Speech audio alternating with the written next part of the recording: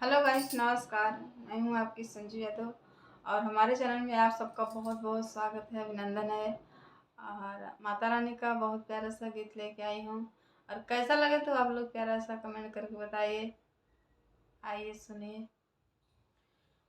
माई कैसे करी आरती तुहार हो, हमारे अकेला है रानी। मैया कैसे करी आरती तुहार हो, हमारे अकेला है रानी। गंगा जी का जलवा मैया मछली जूठरल, गंगा जी का जलवा मैया मछली जूठरल।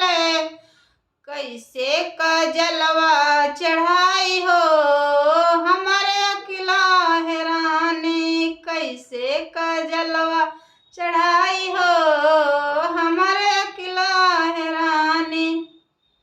मैया कैसे करी आरती तुहार हो, हमारे अकेला है रानी। बगिया का फूल मैया भंवरा जूठरल, बगिया का फूल मैया भंवरा जूठरल। कैसे का गजल पहिनाई हो, हमारे अकेला है रानी। कैसे का गजल पहिनाई हो, हमारे अकेला है रानी। कैसे करी आरती तुहार हो, हमारे अकेला है रानी। गैया का दूध मैया बछरू जूठरल, गैया का दूध मैया बछरू जूठरल।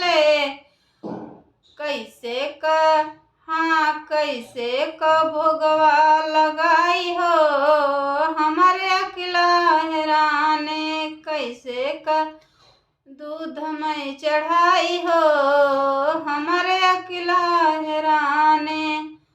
मैया कैसे करी आरती तुहार हो, हमारे अकेला है रानी। कैसे करी आरती तुहार हो, हमारे अकेला है रानी। गंगा जमुना मैया बही बही जाली, गंगा जमुना मैया बही बही जाली। सरजू का पनिया निर्मल हो, कैसे धोई चुनरिया। सरजू का पनिया निर्मल हो, कैसे धोई चुनरिया। मैया कैसे करी आरती तुहार हो, हमारे अकेला है रानी। कैसे करी आरती तुहार हो, हमारे अकेला है रानी।